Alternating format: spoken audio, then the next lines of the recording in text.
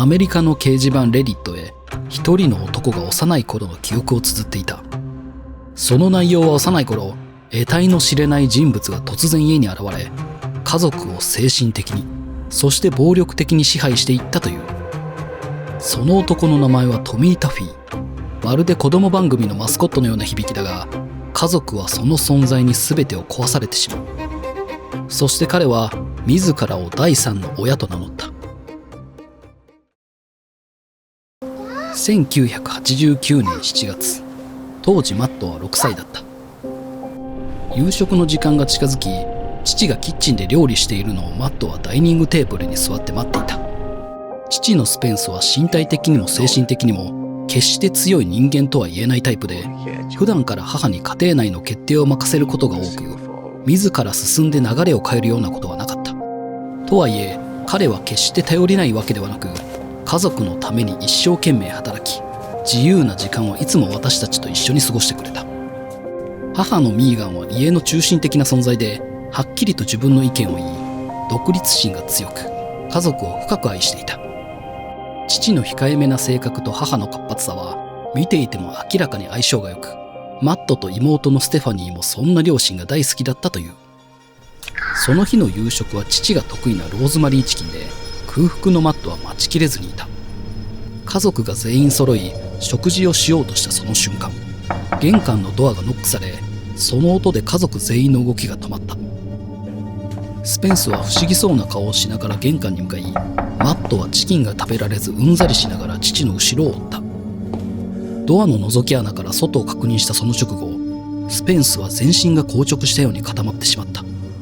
父は青ざめた表情で動揺を隠せないままゆっくりと振り返り、家中にノックの音が響き渡っている。母は立ち上がり、不安に満ちた声で父に状況を尋ねる。母と子供たちは理解できない状況の中、ゆっくりとドアを開き、一人の男が家に入ってきた。その男は、久しぶりだね、スペンス、と挨拶をした。トミーと名乗るその男は、毛穴もシミもなく、プラスチックのような無機質な肌を持ち、まるで人間のようで人間でなかった。青く光る瞳に完璧すぎる作り物の笑顔、ぎこちなく乾いた笑いを繰り返す。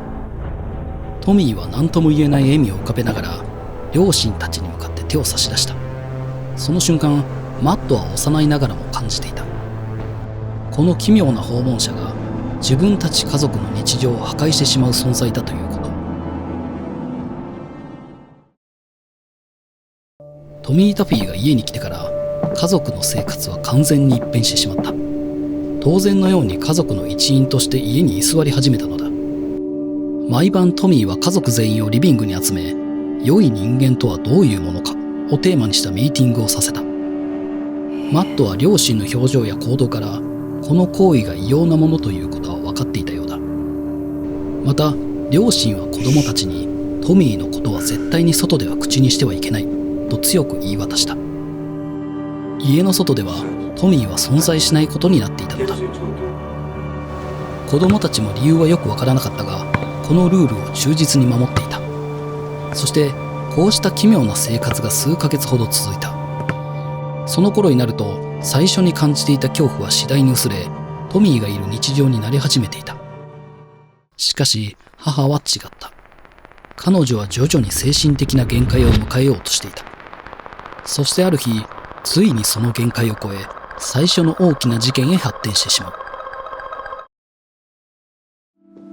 事件が起きたのはある平日の夕方だった。妹のステファニーはいつも通りバレエダンスの練習をしていた。だがその日だけは何かがおかしかった。妹の背後に突然トミー・タフィーが現れたのだ。トミーは何も言わず、妹の体に手を伸ばしながらゆっくりと歩み寄った。その動きは不自然で、愛情のようなものはみじんも感じられなかった。その様子を見ていた母は激しい怒りをあらわにする。母の鋭い声が空気を裂き、部屋全体を一変させた。するとトミーは無表情のまま母をつかみ、無言で地下室のある部屋へと引きずっていった。母の叫び声を聞いて駆けつけたマットは、その異様な声を前にただ立ち尽くすことしかできなかった。しばらくして家中に響き渡ったのは母の悲鳴だった。それは単なる叫び声ではない。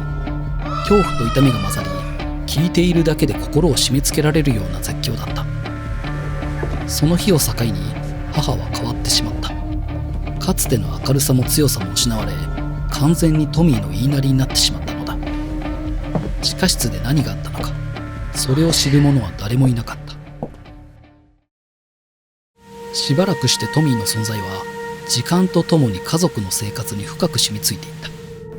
彼は常に家の中にいて、誰よりも静かで誰よりも恐ろしい存在だった。時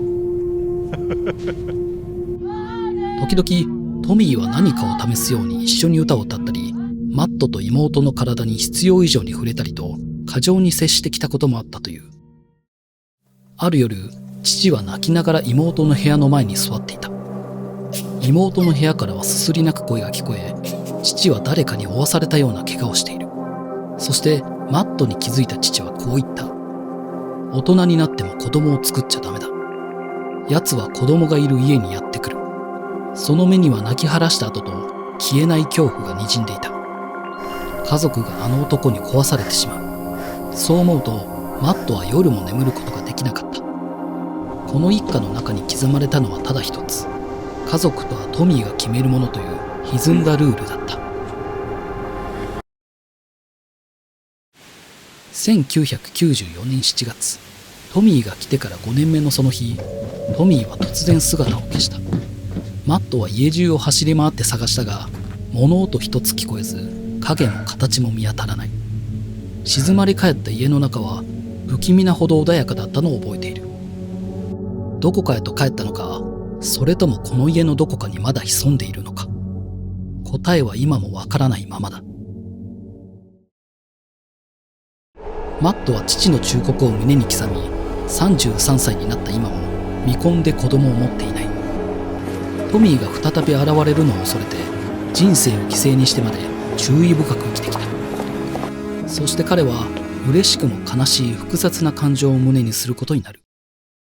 妹のステファニーが双子を出産した。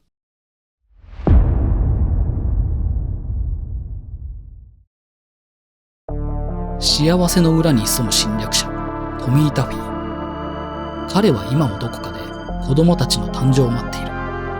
生命が生まれたその日から彼の訪問が決定しているとしたら、次に彼が訪れるのは君の家かもしれない。次回もまた世界に潜む謎を解き明かしに行こう。それではまた。